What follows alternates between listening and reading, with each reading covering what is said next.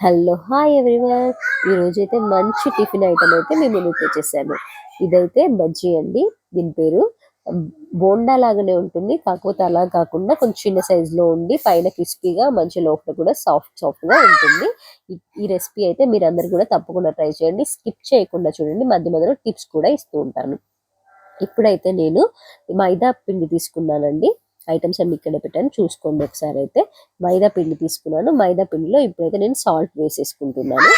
1/2 spoon salt వేసుకుంటున్నాను.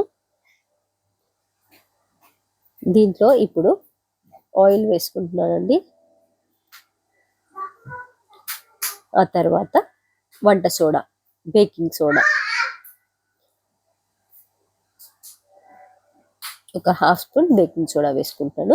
తర్వాత పెరుగు అండి. పెరుగులో కొన్ని వాటర్ వేసేసుకొని కలుపుకొని ఈ పిండిలో వేసేసుకొని మంచిగా కలిపేసుకోవాలి.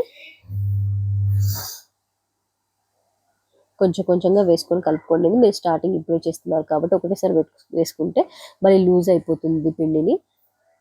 అందుకనే కొంచెం కొంచెంగా వేసుకొని కలుపుకుంటా ఉండండి. మంచిగా పిండిని అయితే చాలా మంచిగా కలిపేయాలండి. అప్పుడే మనకు బజ్జీ అనేది మంచిగా పొంగుతాయి, బాగా వస్తాయి. లోపల కూడా ముద్ద ముద్దగా అట్లా రాకుండా చాలా బాగా వస్తాయండి బజ్జీలు అయితే. మంచి మన పిండి ఎంత బాగా కలిపితేనే ఆ బజ్జీ అనేది అంత బాగా వస్తుంది, టేస్ట్గా ఉంటుంది.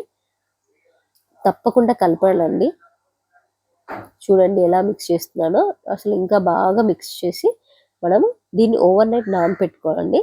నైట్ నానపెట్టుకుంటే మార్నింగ్ వరకు మనకు మంచిగా పులుస్తుంది పిండి అనేది.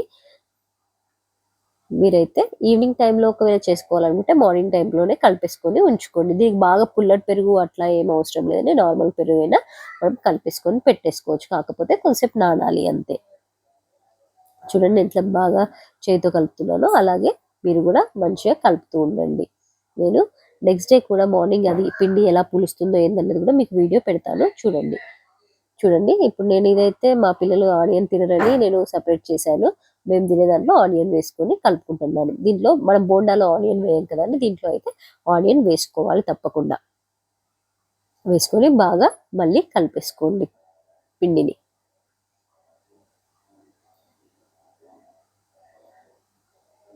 మీరు కూడా ఎక్కడ ఉంటారో మెసేజ్ చేయండి. అలాగే మీ ఊర్లో ఏ ఫేమస్ టిఫిన్ ఉందో అది కూడా మాకు కూడా చెప్పేసేయండి. మేము కూడా అటు వచ్చినప్పుడు టేస్ట్ చేసేస్తాము.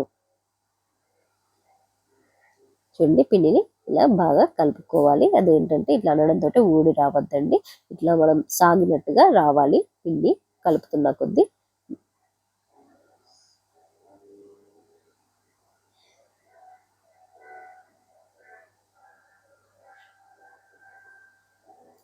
ఈ టిఫిన్ అయితే తప్పకుండా అయితే ట్రై చేయండి, మీకు చాలా బాగా నచ్చుతుంది అని అనుకుంటున్నాను.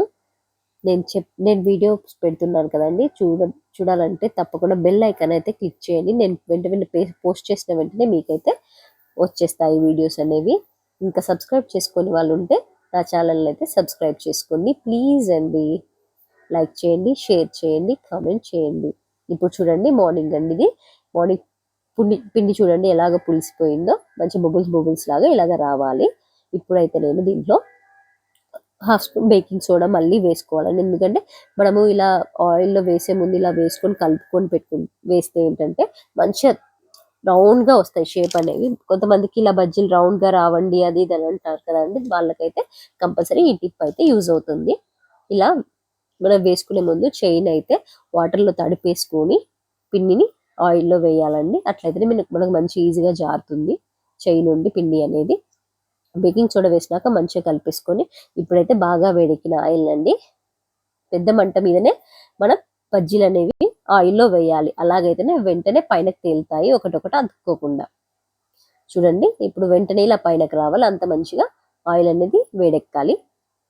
ఇప్పుడు బజ్జీలు అయితే నేను దాంట్లో వేసుకుంటున్నాను.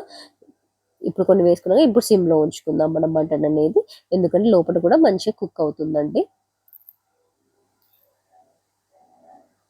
సిమ్లో ఉంచుకొని అన్ని వైపులా మంచిగా గోల్డెన్ బ్రౌన్ వచ్చే వరకు మనం కాలనివ్వాలి బజ్జీలని.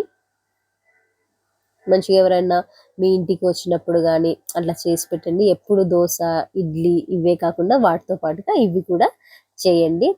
చాలా చాలా బాగుంటుందండి టేస్ట్ అయితే, వాళ్ళకు కూడా చాలా బాగా నచ్చుతుంది.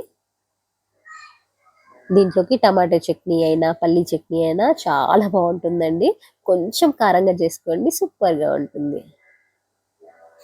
చూడండి, ఇలాగ అన్ని వైపులా మనకు మంచిగా కలర్ వచ్చే వరకు కాల్చుకోవాలి. మంచిగా గొలిచుకొని మంటనైతే చూసుకుంటూ మీరు అడ్జస్ట్ చేసుకోండి. దాదాపు మనం వేసేటప్పుడు మాత్రమే పెద్ద మంట మీద ఉండాలి. తర్వాత మీడియం ఫ్లేమ్లో ఉంచుకొని మంచిగా కాల్చు మనం గోలించుకోవాలండి.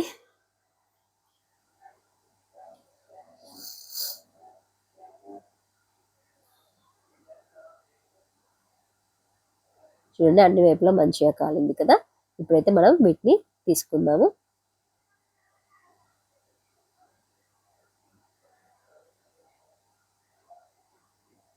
అసలు ఆనియన్ వేసుకుంటే అది పంటికి తగులుతుంటే తింటుంటే చాలా బాగుంటుందండి.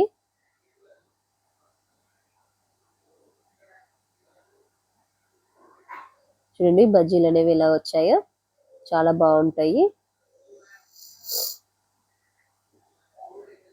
ఎవరైతే సబ్స్క్రైబ్ చేసుకునే వాళ్ళు ఉంటారో తప్పకుండా సబ్స్క్రైబ్ చేసుకోండి. బెల్ ఐకాన్ కూడా క్లిక్ చేయండి. Thank you for watching.